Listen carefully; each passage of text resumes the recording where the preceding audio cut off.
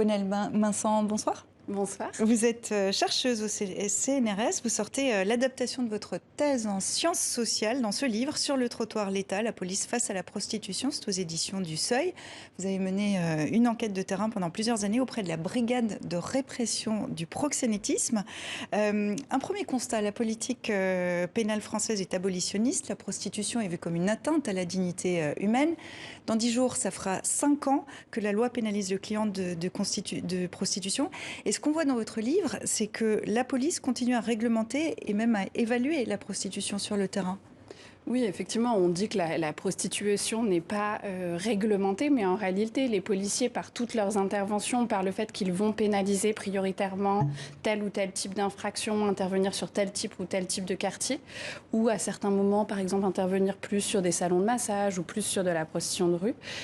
Dans ces cas-là, les policiers, effectivement, vont toujours avoir un rôle, malgré tout, de réglementation, si on veut. Il n'y a pas de définition de la prostitution en droit français, ça c'est quelque chose d'assez particulier?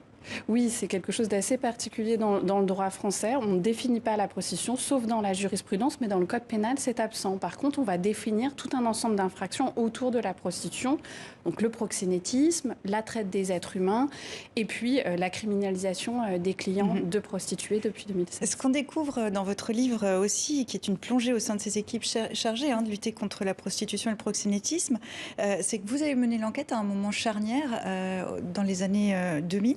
À ce moment-là, la prostitution change de visage, la manière dont on en parle change aussi. Pourquoi ? Alors, elle change de visage à plusieurs égards. Déjà, ce qu'on appelait la prostitution traditionnelle, de prostituées qui sont de nationalité française, qui travaillent de manière indépendante en studio, elle décline tout simplement parce qu'elle vieillit dans les années 90.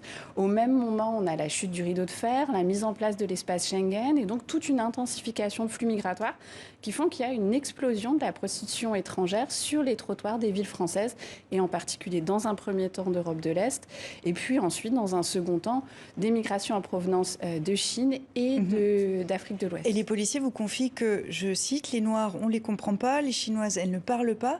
On sent que les policiers ont du mal à s'adapter à ce qui est pour eux un bouleversement, en fait.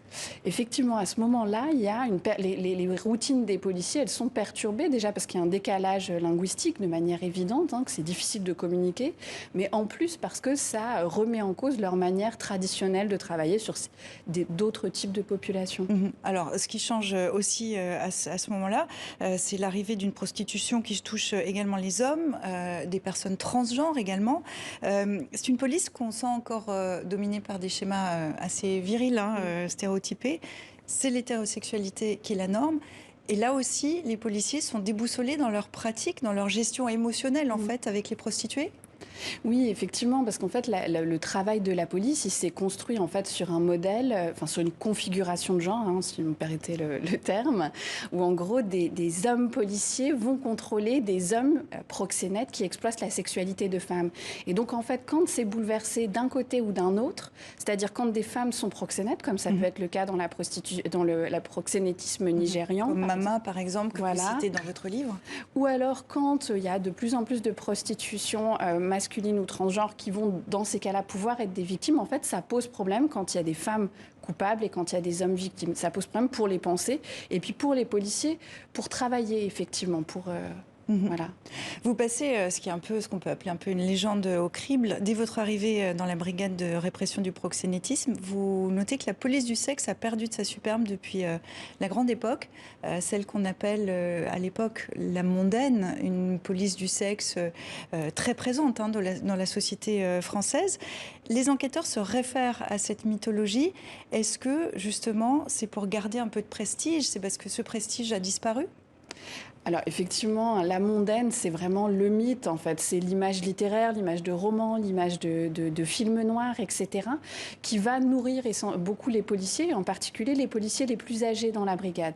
Et effectivement, comme on le disait tout à l'heure, en fait, leur rôle, il est un petit peu il est assez indéterminé au début des années 2000. Ils savent pas, ils ont cette politique abolitionniste à mettre en œuvre avec des mesures sécuritaires très lourdes, mais en même temps, voilà, ça pose question à plein de moments. La disparition des questions de mœurs aussi. Voilà, c'est ça. Et donc, du coup, ce passé de la mondaine, en fait, c'est aussi une manière, effectivement, de redorer leur blason, de donner du sens, etc.